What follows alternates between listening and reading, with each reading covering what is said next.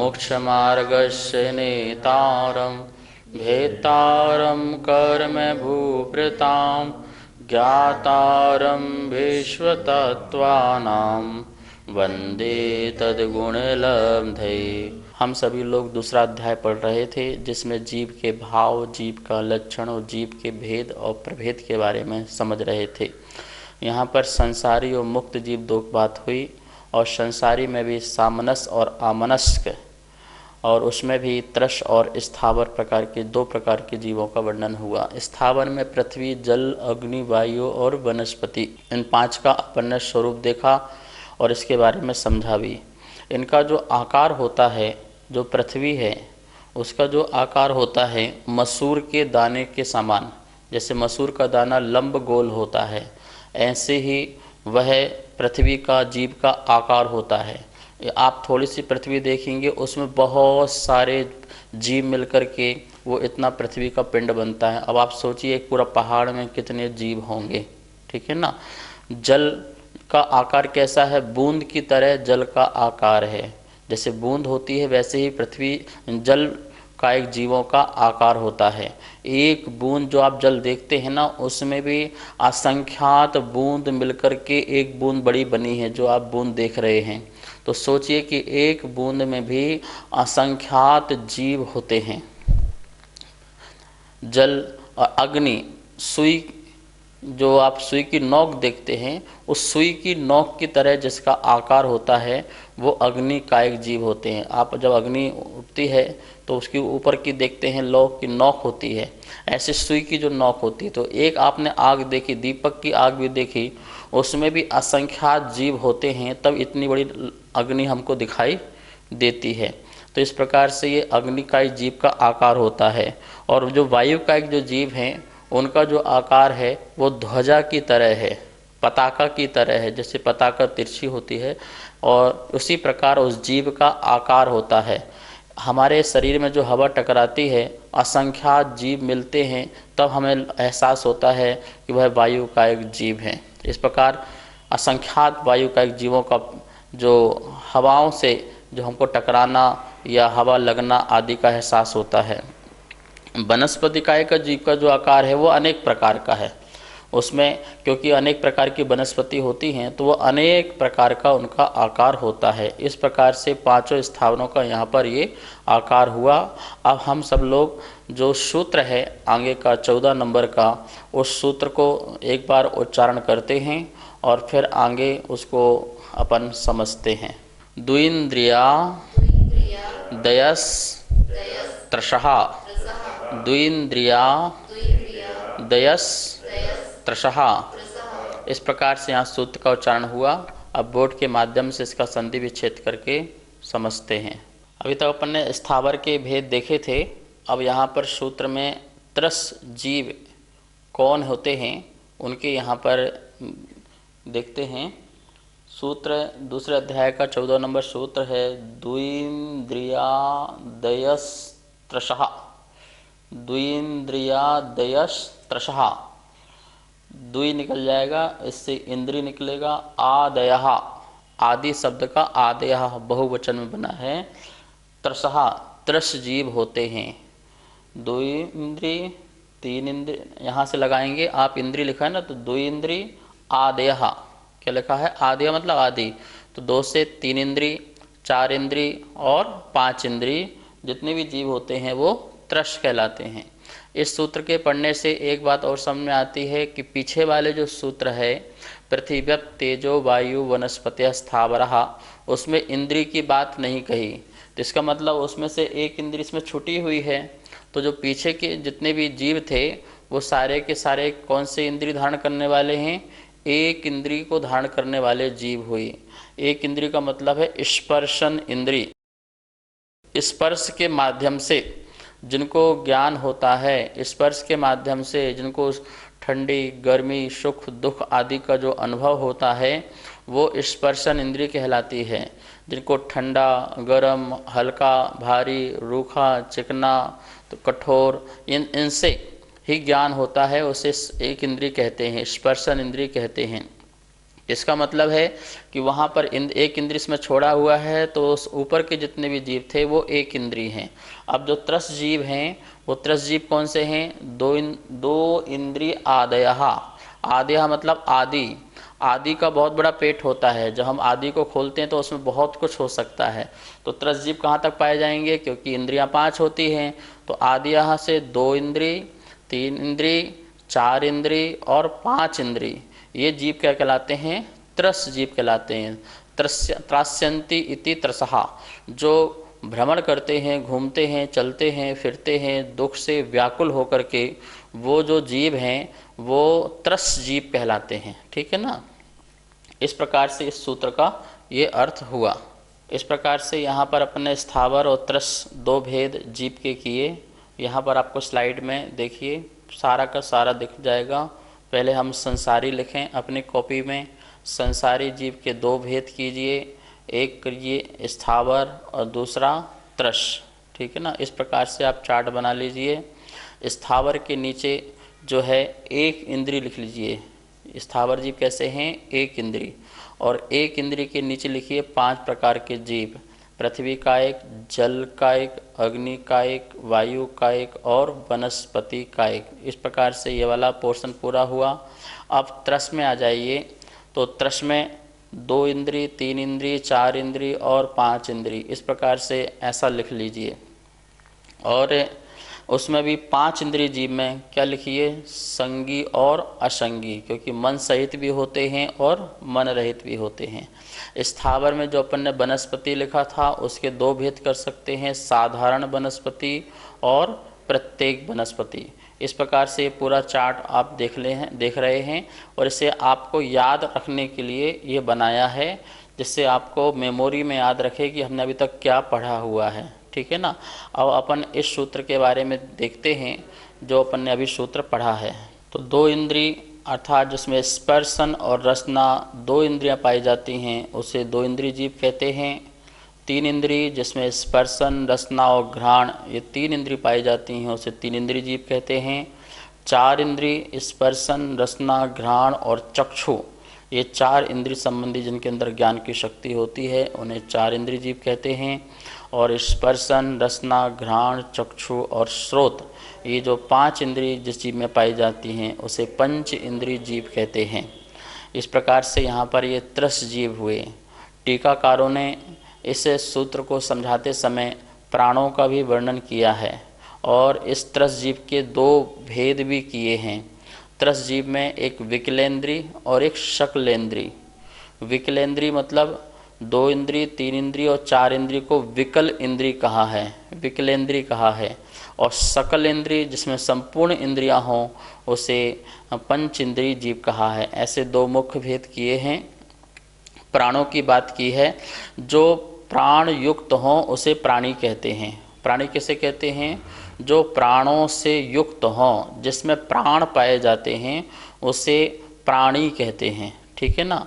और ये प्राण भी 2 प्रकार के होते हैं, द्रव्य प्राण और भाव प्राण।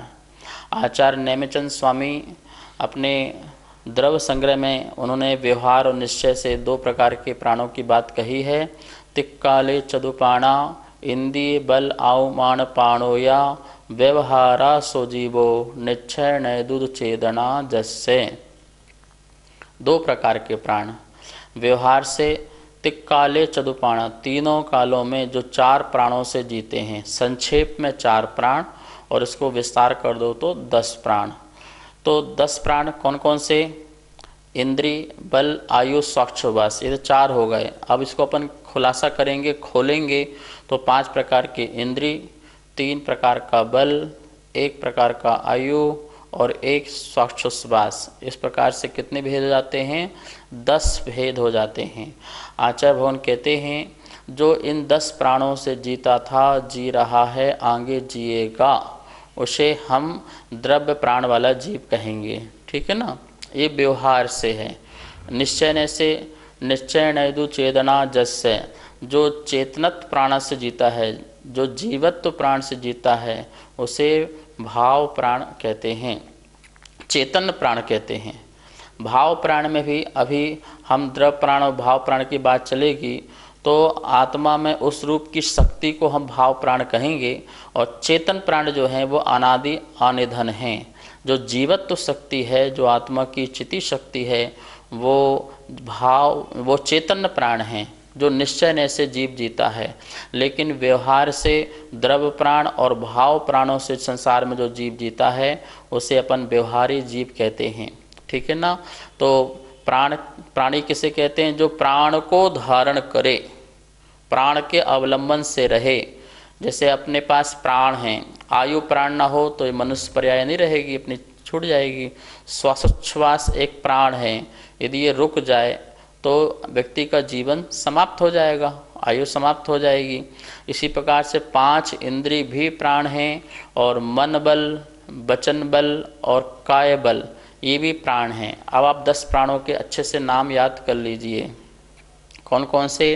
5 इंद्रियां, स्पर्शन रसना घ्राण चक्षु श्रोत्र, और 3 बल, मन बल, वचन बल, काय बल, आयु और श्वासोच्छ्वास, ये 10 प्राण होते हैं। ठीक है ना।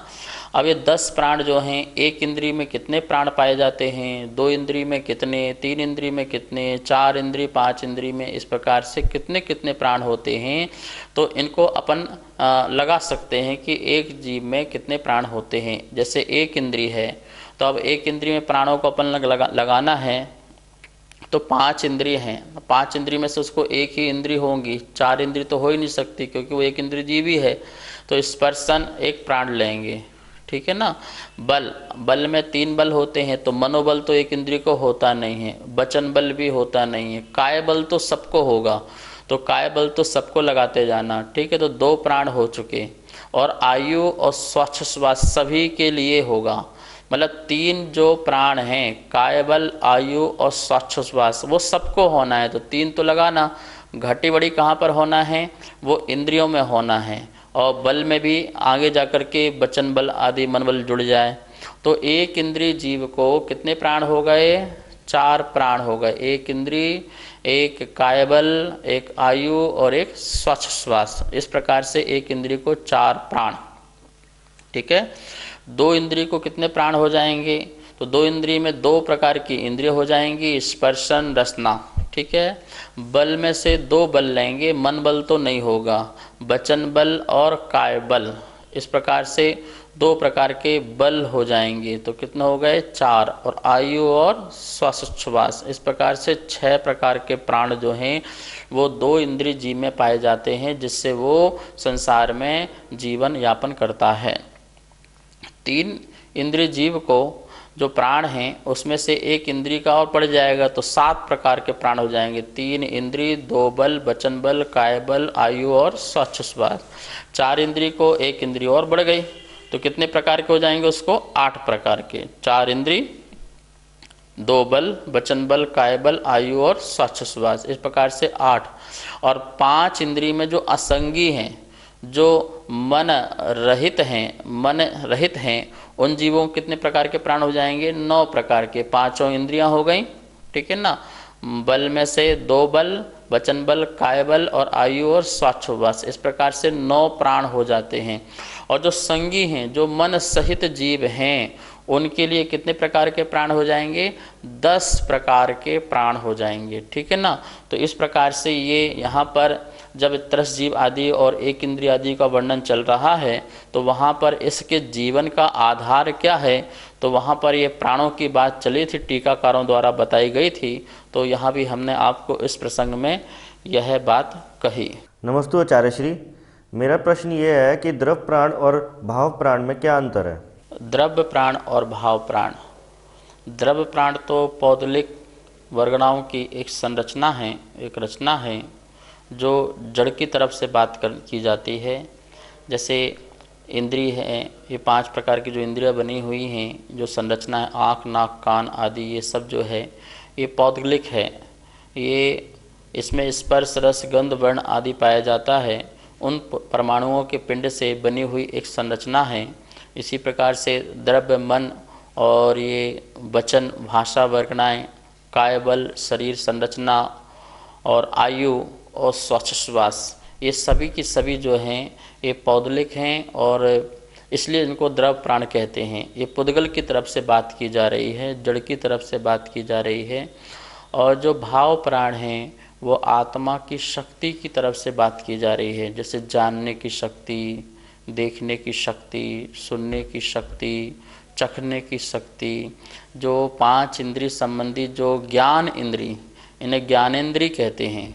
ज्ञानेंद्री मतलब ये 5 जो आपकी जड़ इंद्रियां हैं जो ज्ञान कराने में निमित्त बने। और ज्ञान कराने में निमित्त ज्ञान किससे होगा? आत्मा से।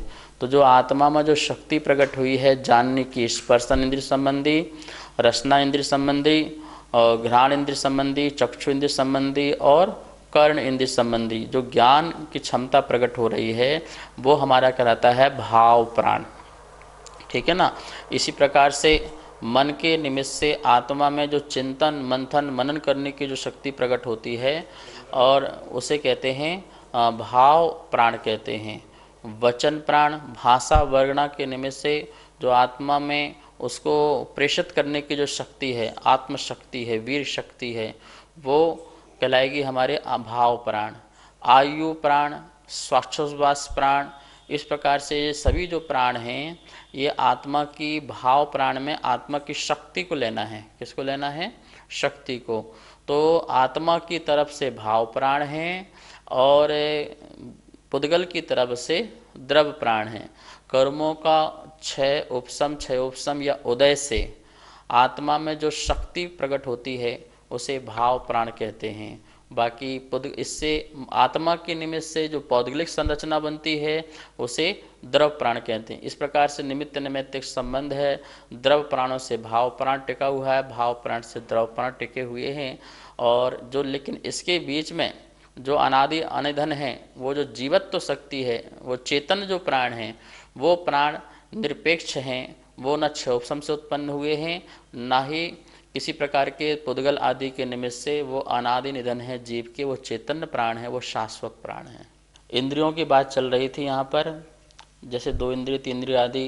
तो यहाँ सूत्र अपने आप ही प्रकट हो सकता है कि फिर इंद्रियाँ कितनी होती हैं, टोटल इंद्रियाँ कितनी होती हैं, कितने प्रकार की होती हैं। इसका समाधान करने के लिए आचार्य भगवान ने स्वयं ही 15वां नंबर और 16वां नंबर का जो सूत्र है उसका अवतरण किया। वैसे 15, 16, 17 और 18 ये जो 4 सूत्र हैं वो इंद्रिय के भेद, प्रभेद और पूरा संपूर्ण द्रव इंद्रिय, भाव इंद्रिय आदि अनेक प्रकार का समझाने का इसमें प्रयास किया है। ये 4 सूत्र बहुत महत्वपूर्ण हैं, हमें समझना चाहिए। आइए हम सब लोग 15 नंबर का और 16 नंबर का जो सूत्र है उसका पहले उच्चारण करते हैं। पंचेन्द्रियाणि पंचेन्द्रियाणि पंचेन्द्रियाणि पंचेन्द्रियाणि द्विविधानि द्विविधानि द्विविधानि। द्विविधानि। इस प्रकार से सूत्र का उच्चारण हुआ। बोर्ड के माध्यम से इस सूत्र को पहले देखते हैं। पंचेन्द्रियाणि, इस सूत्र का उच्चारण करेंगे पंचेन्द्रियाणि। इसका संधि विच्छेद होगा पंच प्लस इंद्रियाणि, पंच प्लस इंद्रियाणि। इंद्रिया ये बहुवचन है, इंद्रम, इंद्रिय, इंद्राणी। तो इंद्रियां 5 हैं। कितनी हैं? 5 प्रकार की हैं। और जो ये 5 प्रकार की जो इंद्रियां हैं इसके लिए एक सूत्र और आया है द्विविधानि। द्विविधानि, विध मतलब प्रकार, द्वि मतलब दो, दो प्रकार की। जो 5 इंद्रियां जो हैं वो 2 प्रकार की हैं। ठीक है ना। तो ये 5 प्रकार की इंद्रिय कौन सी? स्पर्श, आपका रसना, घ्राण, चक्षु और श्रोत। जो हम टच करके जिन वस्तुओं को जानते हैं वो स्पर्शन इंद्रिय है। जो चख करके जानते हैं वो रसना इंद्रिय है। जो सूंघ करके जानते हैं वो घ्राण इंद्रिय है। और जो हम देख करके जानते हैं वो चक्षु इंद्रिय है। जो सुन करके जानते हैं वो कर्ण इंद्रिय है। और ये दोनों जो इंद्रियां हैं वो द्विविधानी, 2 प्रकार की हैं। इसका मतलब एक द्रव्य इंद्रिय और एक भाव इंद्रिय। ठीक है। द्विविधानी का मतलब क्या हुआ? द्रव्य इंद्रिय, और जैसे स्पर्श इंद्रिय है तो स्पर्श इंद्रिय 2 प्रकार की होगी, द्रव्य स्पर्श इंद्रिय और भाव स्पर्श इंद्रिय। द्रव्य रसना इंद्रिय और भाव रसना इंद्रिय। द्रव्य घ्राण इंद्री और द्रव्य भाव घ्राण इंद्री, द्रव्य चक्षु इंद्री और भाव चक्षु इंद्री, द्रव्य कर्ण इंद्री और भाव कर्ण इंद्री। इस प्रकार से हम द्रव्य इंद्री और भाव इंद्री की अपेक्षा से दो दो प्रकार के भेद करते हैं। तो यहाँ 5 इंद्री का वर्णन और 5 इंद्रियाँ दो दो प्रकार की हैं। ये दोनों सूत्र इस प्रकार से यहाँ इनका ये अर्थ है। नमोस्तु गुरुवर। आँख नाक कान इंद्रिय हैं, तो हाथ पैर पेट क्या ये सब इंद्रिय में नहीं आते हैं? तो इनको हम क्या कहेंगे? 5 इंद्रियाँ होती हैं, स्पर्शन रसना घ्राण चक्षु और श्रोत्र। 4 इंद्रियों के तो नियत स्थान हैं, लेकिन एक इंद्रिय ऐसी है जिसका अनियत स्थान है। चक्षु अपन देख, रसना चक्षु कर्ण स्रोत आदि जो भी हैं, ये स्पर्शन इंद्रिय को छोड़ दो तो सभी इंद्रियों के अपने नियत स्थान हैं। आँख के स्थान पर आँख है, कान के स्थान पर कान है, घ्राण है, रसना इंद्रिय है। तो ये 4 इंद्रिय तो क्या हैं, अपने स्थान पर हैं। लेकिन स्पर्शन इंद्रिय कहाँ है? तो आपको दिखाई देगा नहीं स्पर्शन इंद्रिय कहाँ पर है। तो स्पर्शन इंद्रिय पूरे सर्वांग शरीर में है, अंदर बाहर पूरे सर्वांग शरीर में स्पर्शन इंद्रिय होता है। तो इस प्रकार से हाथ पैर आदि में भी क्या है, स्पर्शन इंद्रिय है। तो हम उसे स्पर्शन इंद्रिय के माध्यम से हमको ज्ञान होता है। शरीर के उस अंग को हम इंद्रिय कहते हैं जिस अंग से हमें ज्ञान का निमित्त मिलता है, ज्ञान का जानकारी मिलती है, क्या हलचल हो रही है क्या नहीं हो रहा है। जैसे आपके पेट में दर्द हो रहा है तो कौन सी इंद्रिय से आपको ज्ञान हो रहा है? स्पर्शन इंद्रिय के माध्यम से आत्मा को पता चल रहा है कि वहाँ कुछ हलचल है और वहाँ पर कुछ पीड़ा है। इसी प्रकार सिर में दर्द हो रहा है तो अंदर कहीं भी दर्द हो रहा है, या बाहर अपन रात को सो रहे हैं और अपन कुछ खुजाने की इच्छा हुई तो हाथ वहीं पे जाता है, ठीक है। तो इस प्रकार से पूरे सर्वांग शरीर में स्पर्शन इंद्रिय है। तो हाथ पैर आदि के माध्यम से भी हमको ज्ञान होता कि नहीं होता है? कि मात्र आँख से और नाक और कान आदि से ज्ञान होता है, हाथ से भी होता है। हम जल को छूते हैं तो ठंडा है गर्म है, कोई हवा लगती है हमको शरीर में तो ठंडा है गर्म है। तो इस प्रकार से स्पर्शन इंद्रिय के माध्यम से भी हमको ज्ञान होता है। तो जहाँ पर हमारा मति ज्ञान का जो उपयोग है, जिस इंद्रिय के माध्यम से हमें वह ज्ञान प्राप्त हो, हम उन्हें सब इंद्रियां कहते हैं। तो हाथ पैर भी एक स्पर्शन इंद्रियां हैं जिसके माध्यम से हमें ठंडा गरम रूखा चिकना हल्का भारी कठोर आदि इन समस्त वस्तुओं का ज्ञान होता है। हाँ, ये बात अलग है कि इनको इस प्रकार से जैसे आँख नाक कान नियत स्थान हैं, ऐसे स्पर्शन इंद्रिय का कोई नियत स्थान नहीं है। इसलिए अपन को पता नहीं चल पाता है कि हाथ से कुछ हो रहा है कि नहीं, पता चल रहा है नहीं चल रहा है। लेकिन हाँ, कुछ चीज़ें हैं जैसे नाखून हैं बाल हैं, इनके माध्यम से जो नाखून बाहर निकल गए हैं या बाल हैं, इनसे हमें बाल रातों काट दे हमें पता ही नहीं चलेगा, ठीक है ना। तो इस प्रकार से ये 5 इंद्रियां जो हैं शरीर में कहाँ कहाँ पर हैं और इनके माध्यम से आत्मा का जो मति ज्ञान संबंधी उपयोग है उस उपयोग से हमें सारी जानकारी मिलती है। तो जब तक छद्मस्त अवस्था में इन इंद्रियों के माध्यम से जीव को ज्ञान की प्राप्ति होती है। इस प्रकार से यहाँ पर 5 प्रकार की इंद्रियां और उनके दो प्रकार के भेद द्रव्य से और भाव से यहाँ पर किए गए हैं इन सूत्रों में। अब आगे 17 नंबर का और 18 नंबर का जो सूत्र है, जो द्विविधानी सूत्र आया था कि दो प्रकार से इंद्रियां होती हैं, द्रव्य इंद्रिय और भाव इंद्रिय, हम सभी लोग कल इन दोनों सूत्रों के बारे में समझेंगे और क्या द्रव्य इंद्रिय होती है और क्या भाव इंद्रिय का स्वरूप होता है इसकी अपन जानकारी लेंगे। आज यहीं पर इस क्लास को संपन्न करते हैं। बिमला पाटनी, सरिता विहार, न्यू दिल्ली। आपके 3 प्रश्न हैं, आप लोग सब लोग आगे ध्यान रखें। एक व्यक्ति एक ही प्रश्न भेजें जिससे औरों को भी मौका अवसर मिल सके समाधान करने का। आपका पहला प्रश्न है, जात्यंतर प्रगति किसे कहते हैं? जात्यंतर प्रगति जो है, सम्यक मिथ्यात्व प्रगति को जात्यंतर प्रगति कहते हैं। जाति के अंतर मतलब जुदी हुई जो मिथ्यात्व है उससे जुदे परिणाम, जो सम्यक हैं उससे जुदे परिणाम, न सम्यक परिणाम न मिथ्यात्व परिणाम, इन दोनों से बिल्कुल भिन्न प्रकार के जो परिणाम हैं, वह जो परिणाम हैं वह जात्यंतर परिणाम कहलाते हैं। इस प्रकार से सम्यक मिथ्यात्व प्रगति जो है वह जात्यंतर प्रगति कहलाती है, क्योंकि इन दोनों में ना तो पूर्ण मिथ्यात्व रूप परिणाम होते हैं ना पूर्ण सम्यक रूप परिणाम होते हैं। क्योंकि मिथ्यात्व रूप परिणाम होने के लिए उसे मिथ्यात्व कर्म का उदय वहाँ पर है नहीं, और सम्यक रूप परिणाम होने के लिए वहाँ सम्यक प्रगति का भी उदय नहीं है। तो दोनों का उदय न होने से वहाँ पर इन दोनों से भिन्न जो परिणाम हैं वह दही गुण से मिश्रित, जिस प्रकार से दही में गुड़ मिलाने से खटमिट्टा जो स्वाद हो जाता है, ना दही रूप स्वाद ना गुड़ रूप स्वाद, खटमिट्टा स्वाद, ऐसे ही वहाँ पर अंतर्मुहूर्त को पाए जाने वाले परिणाम को वह सम्यक मिथ्यात्व के परिणाम कहलाते हैं। उसी को जात्यंतर परिणाम कहते हैं, अर्थात जाति से अनंतर जुदे परिणाम दोनों से। इस प्रकार से इसका अर्थ हुआ। और आपने दूसरा प्रश्न पूछा है स्तवक जो संक्रमण है वो किसे कहते हैं। संक्रमण कई प्रकार के होते हैं, आनुपूर्वी संक्रमण भी होता है, स्तविक संक्रमण भी होता है। तो बहुत सारे संक्रमण में एक स्तविक संक्रमण भी होता है। इसका अर्थ ये होता है जो प्रगति उदय में प्राप्त नहीं है और उसका अन्य प्रगति जो है जो उदय प्राप्त नहीं है उसका इस प्रगति में उदय में आना, जैसे एक इंद्रिय जीव है उसकी एक इंद्रिय जाति का उदय है, दो इंद्रिय जाति का उदय नहीं है, तो दो इंद्रिय आदि जाति का एक इंद्रिय आदि जाति में उदय रूप होना वो कहलाता है उसका संक्रमण होना, संक्रमण होकर के उदय होना। दो इंद्रिय जाति आदि का संक्रमण होकर के एक इंद्रिय आदि में जाकर के उदय होना उसका नाम कहलाता है स्तवक संक्रमण कहलाता है। मतलब जो अनुदय हैं प्रगतियां जो उदय को प्राप्त ही नहीं है उस जीव के लिए, उन कुछ प्रगतियों का जो प्राप्त प्रगतियां हैं उनमें उदय होकर के आना, मतलब उनका संक्रमण होकर के प्राप्त प्रगति में उदय होना वो कहलाता है स्तवक संक्रमण कहलाता है। आपका एक प्रश्न और है, विष संयोजना किसे कहते हैं।